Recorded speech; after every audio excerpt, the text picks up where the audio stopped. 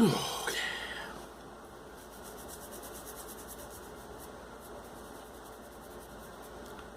Good day, YouTube, and welcome to another episode of the Albino Rhino beer review. I'm about to fart. I apologize. Oh gosh. So today we're gonna drink a beer. I have my 3 beers out over here, but I think I might change it up and get. Yeah, you know what? Is this the one? Yeah, this is the one. This is the one I'm gonna drink. I'm gonna put this one back. Actually, no, I'm gonna put this one back. So I might be able to do that one tonight too. So we're gonna drink a beer from the Indie Alehouse. So this was picked up for me by the one and only Greg. Thank you very much, Greg. This is 5% ABV. It's a traditional Belgian wheat made with botanicals and spices to produce a light and refreshing yet complex wheat beer. Originally made for the warmer months, we make it all the time because we can. And this is Broken Hipster. Excuse me. Oh.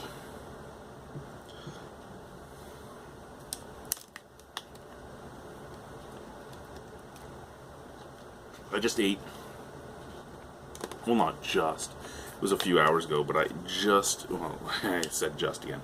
I ate an entire bag of Singing Canary hemp seeds, and now I am burping one of the most foul scents I have ever had come out of my mouth, and there's been some horrible smelling things come out of my mouth in my life. So the fact that this is the worst is kind of worrying me.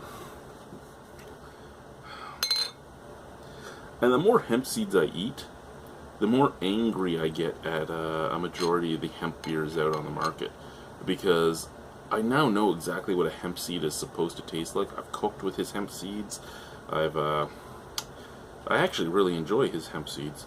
So after I've done so much with the Singing Canary hemp seeds, and I drink a hemp beer, I actually get even more stabby than I used to, because it is just a marketing ploy with a lot of them. I'm sure there are a lot of them that have the full-on nutty flavor and everything, but there is nothing really, too many of them, to make you think that you're drinking that.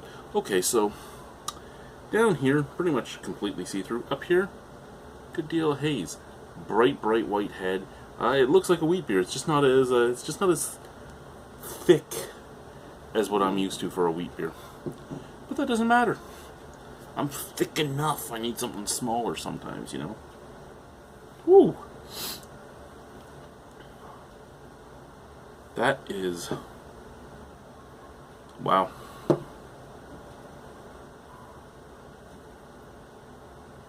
Okay, so you get that wheaty dryness, that neutral graininess that you get from a wheat beer. You do get some coriander scent, but I'd actually venture further and say I'm actually smelling cilantro more so than the seed. It does kind of remind me of the cilantro plant, and it has that little twang of spice with a little twang of sour in there.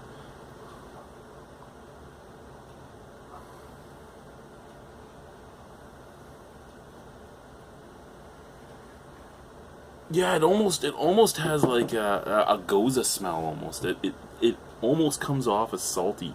I'm getting like a cilantro again, a twang of sour, a twang of spice, getting some clove, getting that just weedy neutral graininess, tiny touch of sweetness, and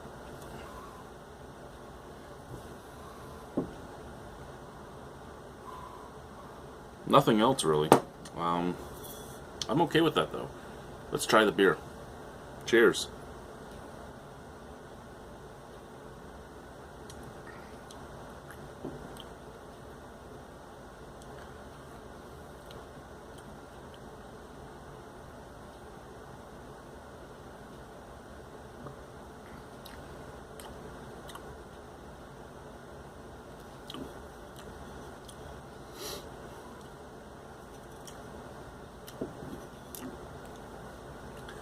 if this was cold, because I mean it's basement temperature, so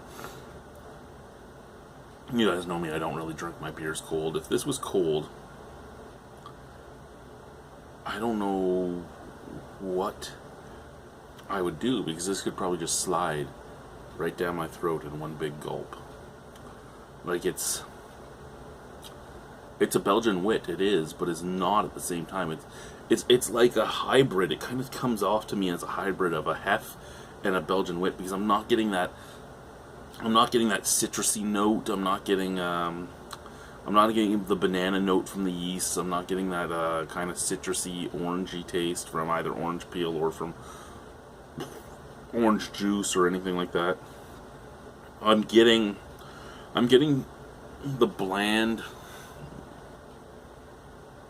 neutral graininess of a wheat beer up at the forefront. I'm getting the bland drying of a Hef at the end, and I'm getting some coriander and some clove and a little bit of sour in the middle. So it really comes off to me as like a mixture of the two, as a hybrid of the two.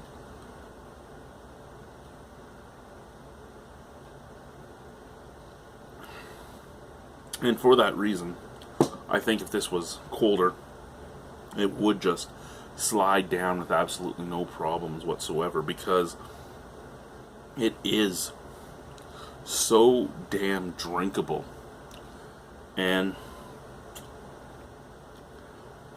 it's that blandness at the forefront and blandness at the end that make it so drinkable, and then the flavors in the middle keep you coming back for more. And I mean, that slight little touch of tartness makes me think of a Goza as well. I know it's not a Goza, but it makes me think of that. It's like they've taken all the different wheat variants and mixed them together and created this. And for any of you from Manitoba that watches, yeah, they don't make wheat beers, which are whites. They don't make white beers by bleaching the malt. They don't soak the malt in bleach. Okay, they don't. Your buddy that told you that? Don't listen to him ever again. Just don't. Just don't. Don't do it.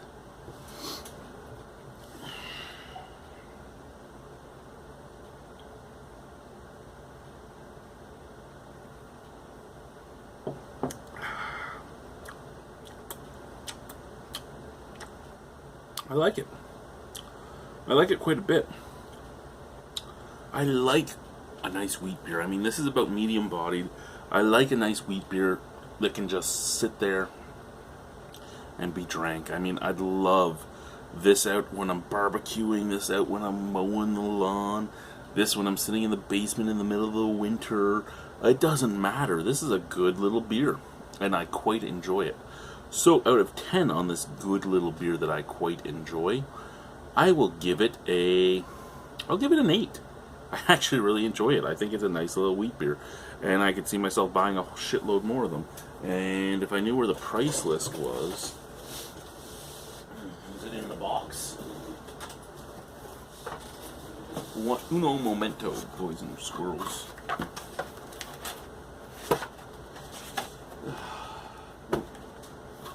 I have a lot of posters still left to put up. Oh.